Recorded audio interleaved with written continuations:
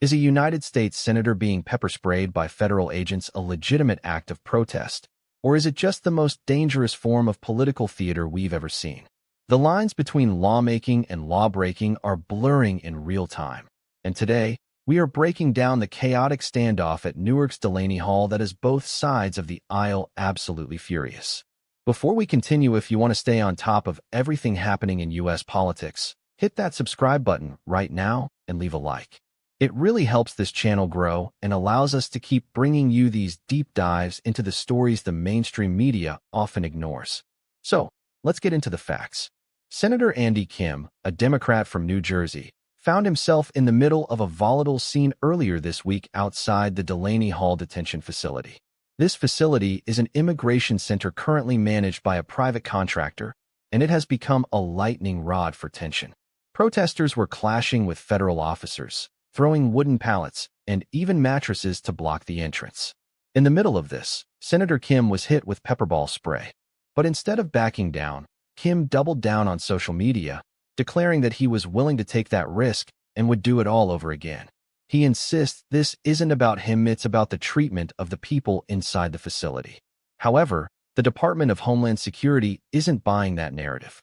DHS Secretary Markwayne Mullin didn't mince words, firing back at the senator and others involved. Mullin labeled the entire event as political theater and argued that the senator is spreading false narratives to inflame a situation that was already on the edge. Mullin's position is clear. ICE officers are simply doing the job that Congress mandated them to do.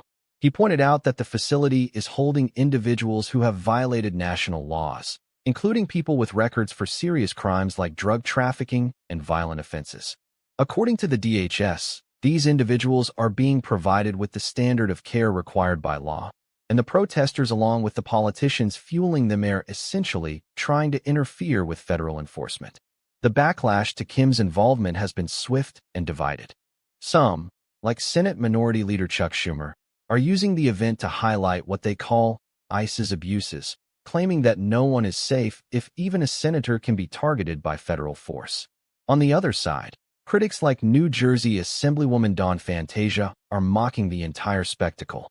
She's compared the Democrats' actions to those Choose Your Own Adventure books from the 90s, sarcastically suggesting that these lawmakers are essentially choosing every path that leads to chaos instead of using the proper channels to change the law. What does this mean for the future of our political discourse? We are seeing a breakdown in the respect for the boundaries between our legislative and executive branches. When members of Congress are physically inserting themselves into active police lines to protest, we are entering a new, volatile era of governance. This isn't just about a detention center in New Jersey. It's about whether our elected officials are going to work within the system they created or if they are going to opt for street-level agitation. If this continues, we have to ask, who is responsible for the safety of our federal officers? And what happens when these peaceful protests inevitably turn into something far more dangerous? The DHS is essentially saying they won't be intimidated, while Democrats are signaling that they aren't going to stop the pressure campaign anytime soon. We are looking at a collision course between federal law enforcement agencies and the very people who write their budgets. It is a powder keg, and any further escalation could have massive implications for how immigration enforcement is handled nationwide. I want to hear from you.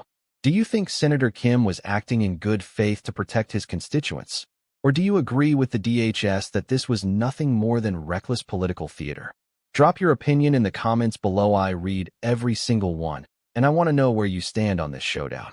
This situation is evolving by the hour, and we'll be watching it closely.